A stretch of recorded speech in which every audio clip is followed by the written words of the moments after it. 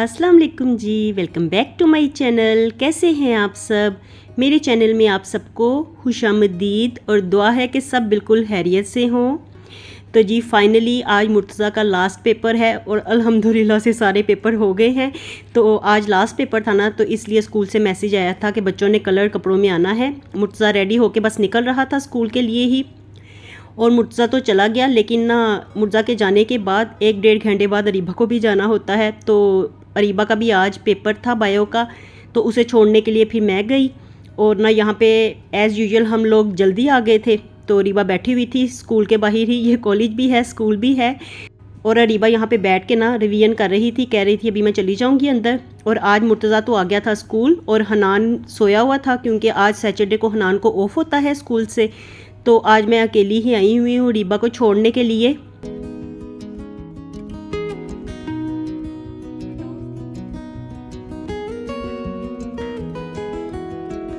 और ये गाड़ी में जो डेकोरेशन पीस मैंने लगाया हुआ है ना, ये इतना प्यारा लगता है ना मुझे। जब इस पे सनलाइट पड़ती है तो इस तरह से ना ये मूव करना शुरू कर देता है।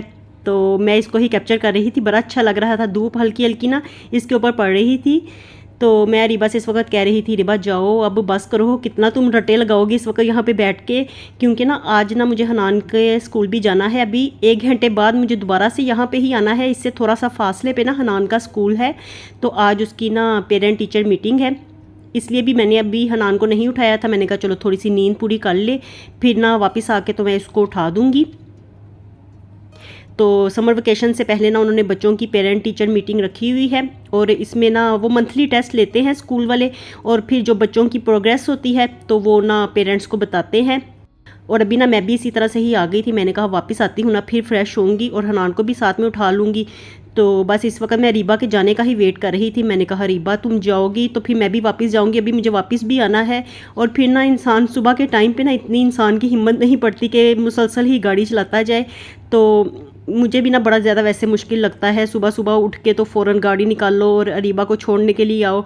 तो पहले तो मैं मुर्तज़ा के जो वैन वाले अंकल हैं उनसे कह रही थी कि अरीबा को भी आप ही ले जाया करें, लेकिन फिर अरीबा कहने लगी कि मुर्तज़ा तो इतना अर्ली चला जाता है। मुर्तज़ा ना तकरीबन 6:15 के करीब ना घर से निकल जाता है, और अरीबा को छोड़ने के लिए ना मैं 7:45 बजे आती हूँ।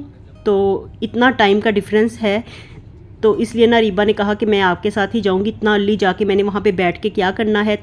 तो फिर मैंने भी सोचा कह तो ठीक ही रही है, तो इसलिए ना फिर मैं ही ये ड्यूटी मैंने ही संभाली हुई है। और अब मैं आई थी हनान को लेके, तो बस अरीबा को ड्रॉप मैंने कर दिया था। उसके बाद मैं वापस आ गई, और मैं चूँकि अकेली थी ना, फिर मैं ज़्यादा कुछ शूट नहीं कर पाई। और अब हनान आया है साथ मेरे, तो हम जा रहे हैं हनान के स्कूल।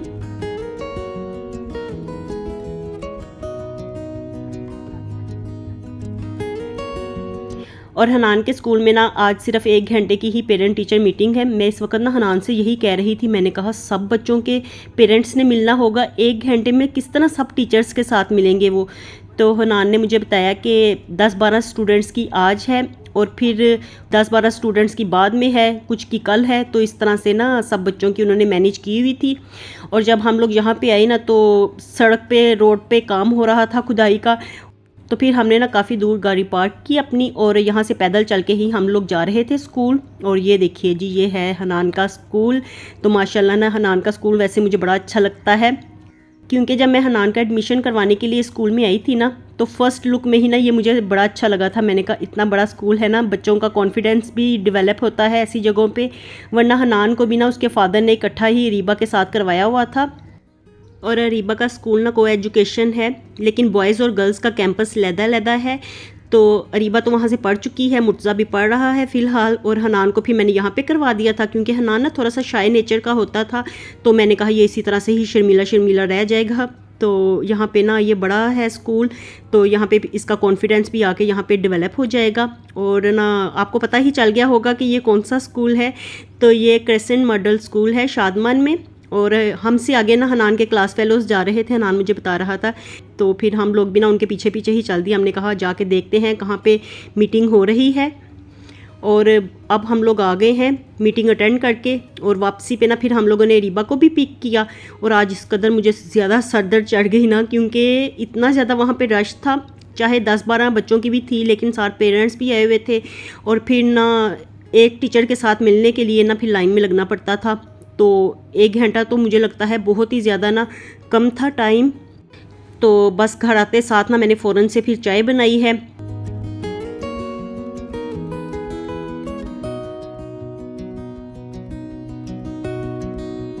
और अब इसके बाद ना मुर्ज़ा भी आ गया था स्कूल से। मुर्ज़ा ने आज खूब इंजॉय किया और ना हनान की मीटिंग अटेंड करने के बाद ना फिर आके मैं थोड़ी देर सो गई और मेरी हेल्पर भी आई ना, तब भी मैं सोई हुई थी। तो उन्होंने मुझे कहा कि आज आपको क्या होया हुआ है, आप सोई पड़ी हैं। तो मैंने कहा मैं इस कदर ज़्यादा थक गई हूँ ना, मेरे सर में भी बड़ा शदीद दर्द हो रहा है, तो इसलिए मैं सोई पड़ी हूँ। फिर उन्होंने कहा कि आप हम काम करने लगे हैं तो आप उठ जाओ। तो मैं फिर ना उठ गई, लेकिन मेरा दिल बिल्कुल नहीं चाह रहा था। और फिर मुर्ज़ा भी आ गया स्कूल से और आते साथ ना उसने यही अपना ड्रेस पहन लिया। मैं उसको कह रही थी कि वही कपड़े पहनी रखना, तो उसने ड्रेस वगैरह अपना चेंज कर लिया था। और बाद में ना मुझे कहने लगा मैंने सिट्टे लेके आने हैं, उसको आवाज़ आ गई थी। अभी इस वक्त ना मुर्तज़ा ने हनान और अरीबा दोनों का सिट्टा पकड़ा हुआ है। तो देखिए यहाँ पे बैठ के भी हनान पढ़ रहा था, लेकिन वो पता नहीं अब शायद कहाँ पे चला गया है, बाहर निकला हुआ है। और अरीबा भी यहाँ पे पढ़ रही थी। तो बस ना दोनों ही अब बुक्स छोड़ के अपनी तो बाहर भागे हुए हैं, रूम से बाहर हैं अभी। तो यहाँ पे ना अब मैं आई थी मार्केट, तो मुर्जा को लेके ही मैं आई थी, मैं रीबा को लेके नहीं आई। और रीबा ना खुद आई भी नहीं है आज। तो रीबा ना कह रही थी आज ना बस मैं थक गई हूँ, मैंने नहीं जाना। तो मैंने कहा ठीक है फिर तुम थोड़ी देर रेस्ट करो और हम मार्केट से होके आते हैं। तो कुछ ना खाना पकाने के लिए हम लोगों ने लेना था। और जब यहाँ से मार्केट से हम लोग गुजरे ना, तो एकदम से ना मेरी नज़र यहाँ पे ये बेडशीट्स पे पड़ी। तो मैंने ना फिर ये निशात की थी, तो रेट भी रिजनेबल मिल रहा था। ये मुझे ना 1100 की मिली, तो फिर मैंने ले ली। मैंने कहा चलो बेडशीट्स ना गर्मियों में इस तरह की अच्छी लगती है कॉटन की, और वैसे ना मैं कॉटन की कम ही बिछाती हूँ। तो मुझे ना मोटी चादरें बेड की अच्छी लगती हैं जो कि अपनी जगह पे टिकी रहें। तो मैंने ना अब ये इसलिए ली थी क्योंकि ना फिर वो उनके ऊपर ना सोते हुए तो गर्मी लगती है। तो मैंने कहा चलो यही ले लेते हैं। तो यहाँ से 2 बेडशीट्स मैंने ली थी।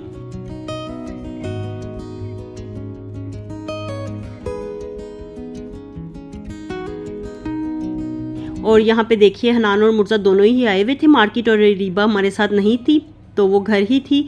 और ना ये दोनों ना गोला देख के कहने लगे हमने यही खाना है। तो मैं इनसे कह रही थी इनके कलर्स अच्छे नहीं होते, ये नहीं खाते, गला ख़राब हो जाएगा। लेकिन ना फिर मुझे खुद भी इसकी क्रेविंग होने लगी। मैं खुद भी ना बचपन में बड़े शौक से खाती थी वैसे इस तरह के ना, जो इस तरह के ठेलों पे मिलते थे ना, चाहे इनका कलर अच्छा हो ना हो, खाने में ये बड़े मज़े के लगते हैं। तो मैं इनको ना बच्चों को अपनी मेमोरी बता रही थी। मैंने कहा जब हम लोग छोटे होते थे ना, तो ये इतने सस्ते मिलते थे। तब हम लोग ना बर्फ़ का जो होता है ना डब्बा, तो वो अपना भेज दिया करते थे और उनसे कहते थे कलर्स आप अपने डाल दें। तो वो इतना ज़्यादा गोला बनवा के ना हम सारी फ्रेंड्स जो हम मोहल्ले में इकट्ठी रहती थी, तो सारी फ्रेंड्स मिलके हम लोग ना खाया करते थे, इतना ज़्यादा बनवाया करते थे, तो बड़ा मज़ा आता था। तो बच्चे ना ये मेरी बातें सुन के ना इंजॉय कर रहे थे दोनों।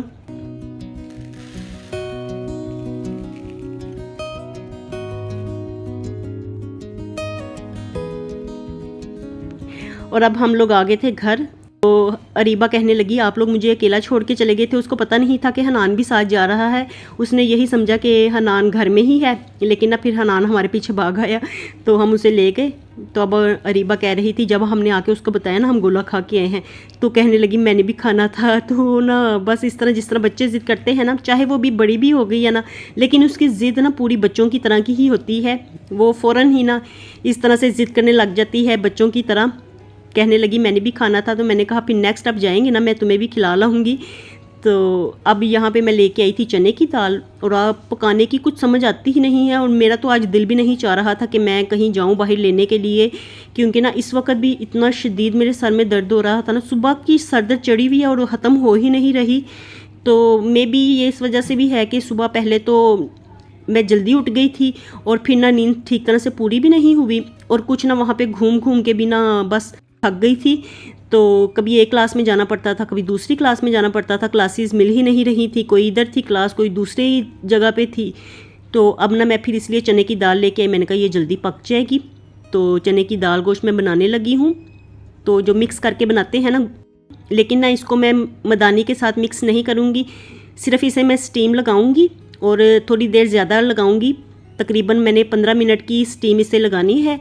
तो इतनी देर में ना जितनी दाल मैश होगी उतनी ही काफ़ी रहेगी। बाद में हम लोग ना ज़्यादा मैश नहीं करते, क्योंकि कोई कोई दाना साबुत ना मिक्स चने की दाल में अच्छा लगता है, तो इसी तरह से हम लोग बनाते हैं। और यहाँ पे मैंने ना थोड़ा सा प्याज फ्राई कर लिया था, और प्याज ना इसमें बिल्कुल स्मॉल साइज़ का ही डालते हैं हम लोग, तो उसको मैंने ना थोड़ा सा गोल्डन कर लिया था। खड़े मसाले डाले हैं और साथ ही मैंने लहसुन अदरक की पेस्ट डाल दी है। और खड़े मसालों में मैंने बड़ी इलायची, दालचीनी और बादियान का फूल डाला था। और बस अब ना इसको मैं थोड़ा सा फ्राई कर लूँगी लहसुन अदरक के पेस्ट को।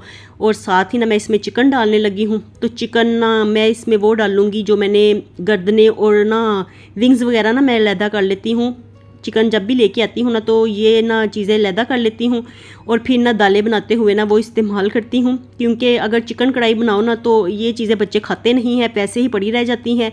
तो जो इंजर पिंजर होते हैं ना उनको भी मैं अलहदा कर लेती हूँ। फिर या तो इन्हें चावलों में डाल लेती हूँ, या फिर इस तरह दालें वगैरह बनाते हुए या कोई सब्ज़ी बनाए ना तो उसमें भी ये चीज़ें डाल जाती हैं, ये वाला जो गोश्त होता है। तो मैंने अब ना अभी मैं इसी वक्त ही बनाने लगी थी ना, तो आज कुछ पकाने की मुझे समझ भी नहीं आ रही थी। ये तो मैं मार्केट गई ना, तो फिर ना मुझे एकदम से ख्याल आया कि सब्ज़ी मैं रहने देती हूँ, दाल ही बना लेती हूँ। तो फिर मैं चने की दाल लेके आई, और फिर इसलिए ना गोश्त मैंने घर आके निकाला। तो ये इसे डीफ्रोस्ट करने का मुझे टाइम ही नहीं मिला। मैंने कहा जो पकाने की करते हैं।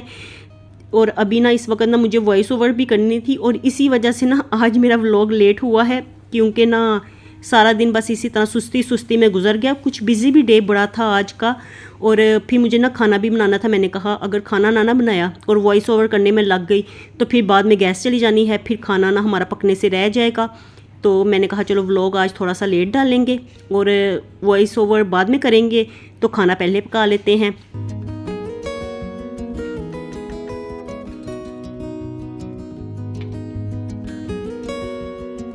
और साथ ही फटाफट से ना मैं चावल भी पकने के लिए रख दूँगी, क्योंकि अभी ना मैंने आपको बताया ना मुझे ये भी काम करना है वीडियो का।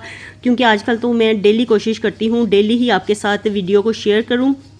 फिर एक दफ़ा से बंदा रह जाए ना एक दिन व्लॉग डालने से, तो दूसरे दिन भी फिर सुस्ती पड़ी रहती है। फिर ना एक तो बंदे की रूटीन बन जाती है ना कि रेगुलर व्लॉगिंग हम लोग कर रहे हैं। फिर अगर ना एक आधा नागा पड़ जाए तो फिर आपको पता ही है मेरे 2-3 नागे तो मस्ट हो जाते हैं। तो इसलिए ना मैं फिर आजकल कोशिश करती हूँ कि डेली मैं जितना भी व्लॉग बनाऊँ ना वो उतना ही आप लोगों के साथ शेयर कर दूँ। तो बस मैं ना दाल ही यहाँ पे बना रही थी, तो मैंने कहा चलो जल्दी से इसकी रेसिपी को शूट करते हैं और बाकी व्लॉग की एडिटिंग करते हैं और आपके साथ शेयर करते हैं।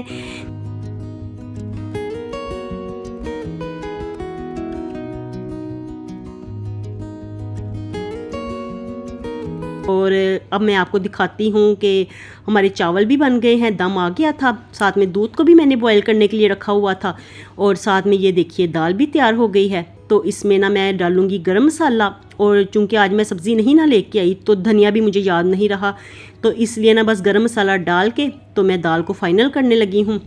तो चलिए जी व्लॉग का एंड करते हैं। मिलती हूँ आपसे दोबारा नए व्लॉग के साथ। खुश रहिए जी, आबाद रहिए, अपना बहुत सा ख्याल रखिएगा। अल्लाह हाफिज़।